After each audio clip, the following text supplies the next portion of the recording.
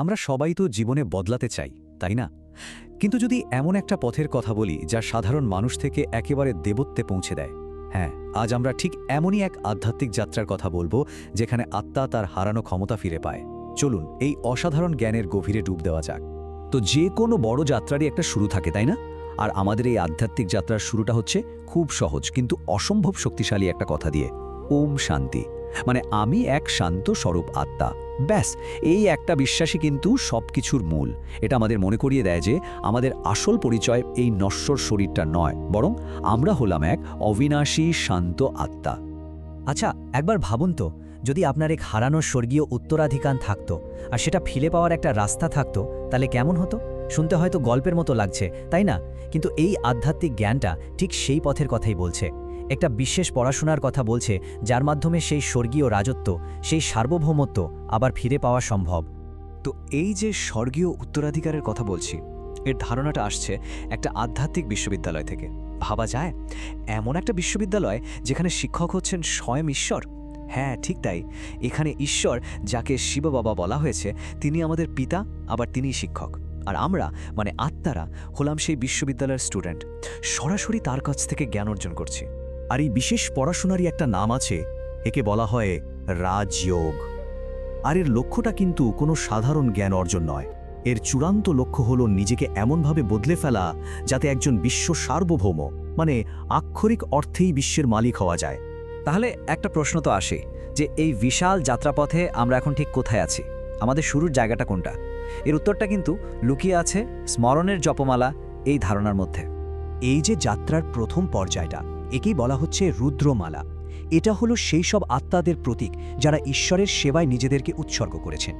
দেখুন, তাদের সেবার জন্য তাদের স্মরণ করা হয়, কিন্তু পূজা করা হয় না। এখন প্রশ্ন হলো কেন? চলুন কারণটা দেখি। এই রুদ্রমালার বৈশিষ্ট্যগুলো দেখলেই ব্যাপারটা পরিষ্কার হয়ে যাবে।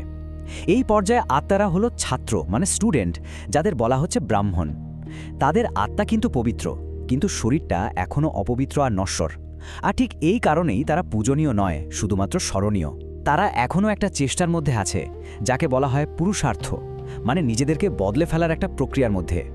বেশ, তাহলে এই স্মরণীয় অবস্থা থেকে পূজনীয় অবস্থায় পৌঁছানোর রাস্তাটা কি? কিভাবে হবে এই রূপান্তর? চলুন এবার সেই পথের দিকেই এগোনো যাক। দেখুন, এই রূপান্তরের জন্য মূলত 3টে প্রধান ধাপের কথা বলা হয়েছে।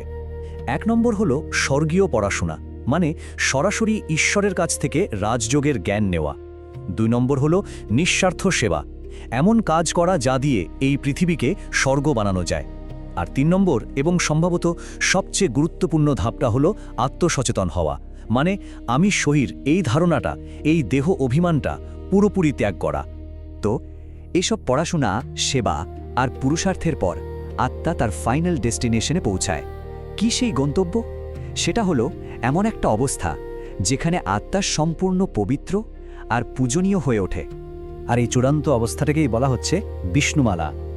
এটা হলো সেই স্বর্গীয় সত্তাদের প্রতীক যাদের আত্মা আর শরীর দুটোই সম্পূর্ণ পবিত্র। আর এই নিখুঁত পবিত্রতার কারণে তারা আর শুধু স্মরণীয় থাকেন না, তারা হয়ে ওঠেন পূজনীয়। যেমন ধরুন লক্ষ্মী নারায়ণের মতো দেবদেবীরা, তারা হলেন এই মালার অংশ। এই তুলনাটা দেখলে পুরো ব্যাপারটা জলের মতো পরিষ্কার হয়ে যাবে। দেখুন, একদিকে রুদ্রমালা, যেটা হলো ছাত্র অবস্থা, শরীর অপবিত্র আর তাদের স্মরণ করা হয় সেবার জন্য। আর অন্যদিকে বিষ্ণুমালা, যেটা হলো দেবতা অবস্থা, শরীর পবিত্র আর তাদের পূজা করা হয় পবিত্রতার জন্য। একটা হলো এই যুগের শেষের প্রতীক, আর অন্যটা হলো নতুন যুগের, মানে সত্য যুগের শুরুর প্রতীক। সিম্পল।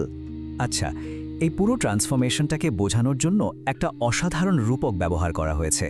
এমন একটা রূপক যা এক কথায় পুরো যাত্রার সারমর্মটা বলে দেয়। কথাটি হলো, তোমরা কড়ি থেকে হিরে তুল্য হও। বাহ, ভাবুন একবার, এটা কিন্তু শুধু একটা সাধারণ পরিবর্তন নয়, এটা হলো ভ্যালু বা মূল্যের একটা আমূল পরিবর্তন। মানে পুরো যাত্রাটাই হলো কড়ির মতো প্রায় মূল্যহীন একটা অবস্থা থেকে হীরের মতো অমূল্য হয়ে ওঠার একটা জার্নি। আধ্যাত্মিক জগতে একটা আত্মার মর্যাদা আর মূল্যের যে কি বিরাট পরিবর্তন হতে পারে, সেটাই এখানে তুলে ধরা হয়েছে। তো সব শেষে একটা বড় প্রশ্ন কিন্তু থেকেই যায়, এই জ্ঞান যদি সত্যি একজনকে বিশ্ব সার্বভৌম বা বিশ্বের মালিক করে তোলে, তাহলে এই সার্বভৌমত্বের আসল মানেটা কি?